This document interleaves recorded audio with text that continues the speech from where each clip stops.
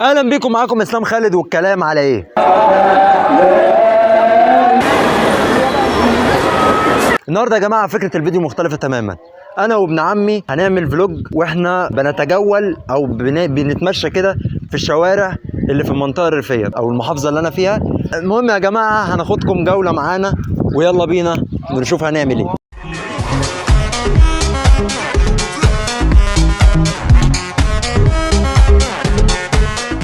ودلوقتي يا جماعه نروح المكان اللي احنا هنروحه. ايه ده؟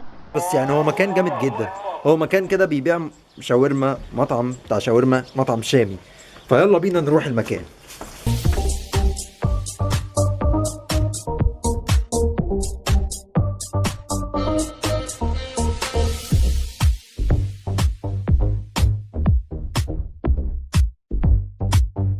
دلوقتي يا جماعه احنا جبنا الاكل، ودلوقتي هنروح على البيت ناكله. بصوا يا جماعه، هو الصراحه يعني مفيش حاجه يعني تتعمل غير يعني الاكل، وان ده احلى مطعم واحسن مطعم ناكل منه.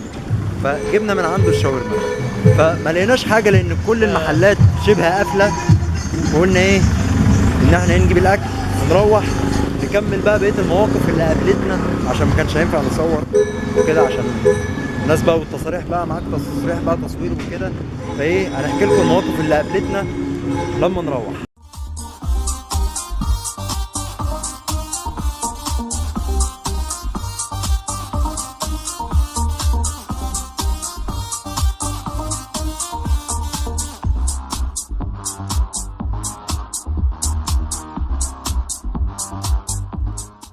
طيب يا جماعة، دلوقتي احنا فتحنا الوجبة اللي جايبينها من مطعم.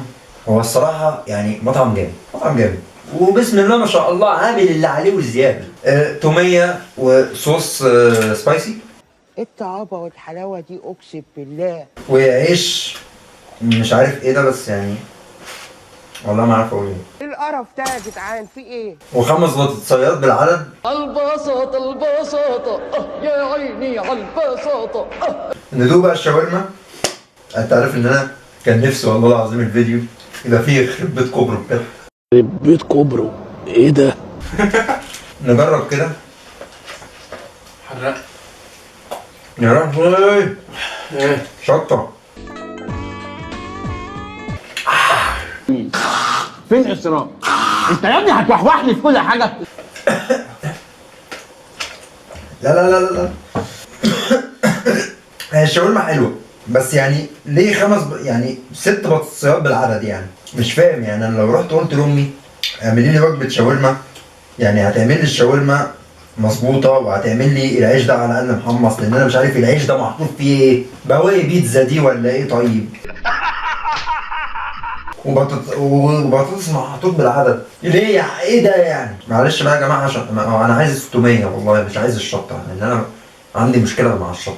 هي حلوه جدا، بس حلو، كل حاجه حلوه، بس لو كانت تزيد شويه، يعني لو كان العدد الحاجه تزيد مع الصوصات بقى وكده كان هيبقى تمام. يعني ياخد تقييم ايه؟ 0 من 10. يا ولاد الكلب يا زباله. ايه يا عم ده؟ درجات احنا سمعتنا وحشه. هنخلص يا جماعه الوجبه ونرجع بقى نكمل بقيه الفقره بتاعتنا وباقي الفيديو بتاعنا. A few moments later. ورجعنا لكم تاني يا جماعه بعد ما خلصنا الاكل، ونبتدي بقى ايه، نحكي المواقف اللي بتحصل في العيد. العيد فرحه يا سلام، كل سنه وانتم طيبين. خالد ابن عمي من سكان كفر الشيخ هيحكي لنا ايه المواقف اللي بتحصل في العيد، وانا هحكي لخالد المواقف اللي بتحصل لنا كسكان القاهره بقى وكده. الله معاك. نبتدي اول حاجه بالاهل وكده واللمه. ايه مثلا المواقف اللي بيتكلموا فيها وكده؟ هنبتدي مثلا باللمه. انت معلش هنقعد بقى قعدة اللمة بقى، قعدة ولاد البلد. دلوقتي يا معلم، احنا في القاهرة مثلا بتبقى اللمة طبيعية، يعني ما بيبقاش في ناس كتير وكده، فاهم؟ يعني الخال بيجي، عمي بيجي، فاهم؟ كلام بيبقى على ايه عندكم مثلا، او كم واحد بيجي عندكم في البيت؟ يعني قرايب؟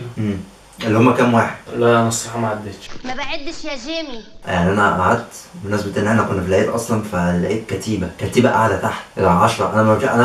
انا وخالد اصلا ما كناش عارفين هنقف فين. طبعا بقى الكلام بقى ايه؟ بيبقى عن السياسة، كورة، او بيتكلم في الحالة الاقتصادية عامة. الستات بتبقى قاعدة بقى ايه في أوضة تانية قاعدين بيتكلموا في ايه؟ عن الطبيخ، انا والله ما قعدت مع الستات. عن اللبس، عن قريبتك عملت فطير مشلتت. اتاك يا عم بلاش. ايوه. نخش يا عم في الراعي الرسمي العيد، اللبس. ايوه، يعني مثلا احنا عندنا البناطيل المقطعه والمحزق والملزق. الاوفر سايز كله متاح.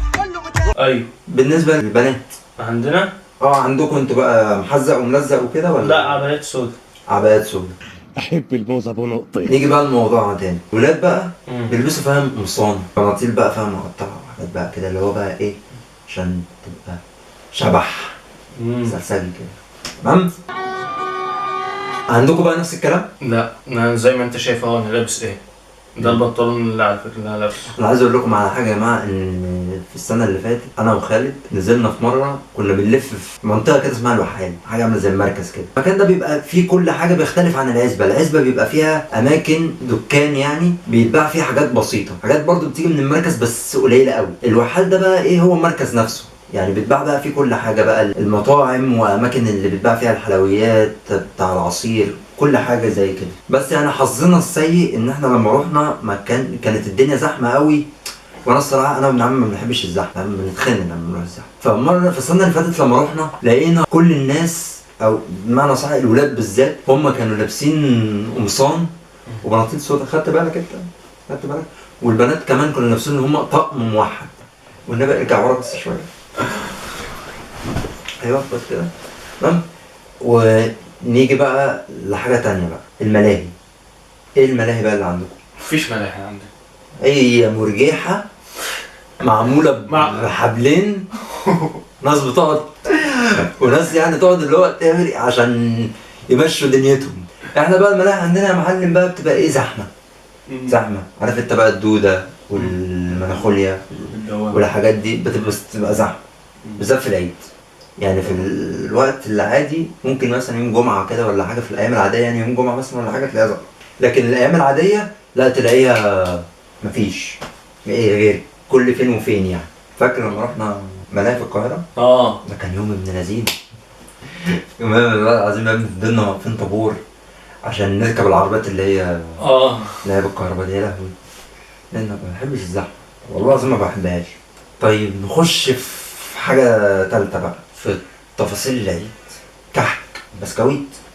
احنا عندنا الكحك بنجيبه من العب، احنا عندنا كيلو ب 150 جنيه. احنا عندنا احنا بنعمله في البيت. يا حلاوتك. الكحك بتاع الريف يا جماعه تحفه حرفيا، بيتعمل في البيت يعني قدام عينك كده وانت قاعد بتتفرج عليهم وهم بينقشوا الكحك. وايه تاني؟ العيد في المناطق الريفيه حلوه، وده برضو ما ينكرش ان في القاهره المناطق التانيه بتبقى احلى بكتير، بس بيختلف هنا العادات والتقاليد، وان المناطق الريفيه فعلا بتحس ببهجه، الاطفال بتبقى مبسوطه، الأطفال بتبقى حلوه. يعني عندنا مثلا تلاقي في القاهره مختلف عن الريف. يا عم عالم عندهم حريه وفي حالهم. محدش دعوه بالتاني، ما انتوا عايزينها ميغه تموتوا في اللغواصه. تلاقي في القاهره دايما ايه، الولد مثلا ايه لابس لبس العيد ولا حاجه كده وماسك التليفون بقى، خلاص بقى يا ابني ما فيش الكلام ده بقى، اللي هو بقى مسدسات خرز. انت تنزل هنا في المنطقه الريفيه تلاقي بقى العيال ماسكه مسدسات خرز، وبسم الله ما شاء الله يسيبوا كل حته في جسمك وينشروا في عينك. مكخ يا ابني انت، ايه ما عندكش مدرسه تروحها ولا ايه؟ بيحصل تحرش؟ بيحصل عندك تحرش؟ لا. اشمعنى؟ عشان احنا محترمين. واحنا اللي ولاد كلب. يا ابني احنا هنا في الارياف، تحرش ازاي؟ وده بقى هنا يا جماعه بقى يوصلنا نقطه مهمه جدا، ما ينفعش، لان كان زمان في كل عيد كان بيجي كان بتحصل فيه حالة تحرش كتير، فما ينفعش حالة التحرش دي تحصل عشان مثلا واحدة بنت لابسة فايه نقوم عاملين سبب كده، يعني نحترم رجولتنا على الأقل، تمام؟ عشان ده عيب حرام. أهم حاجة يا جماعة إن احنا كنا ناويين نوريكم إن الحياة بسيطة وحلوة جدا، بالذات في المناطق الريفية أو في المناطق العادية. أهم حاجة إن كنتوا تكونوا انبسطتوا بالفيديو واستمتعتوا بيه، ما تنسوش تشتركوا في القناة، ولو أنت مش مشترك تنزل على كلمة سبسكرايب وتفعل زرار الجرس عشان يجيلك كل جديد.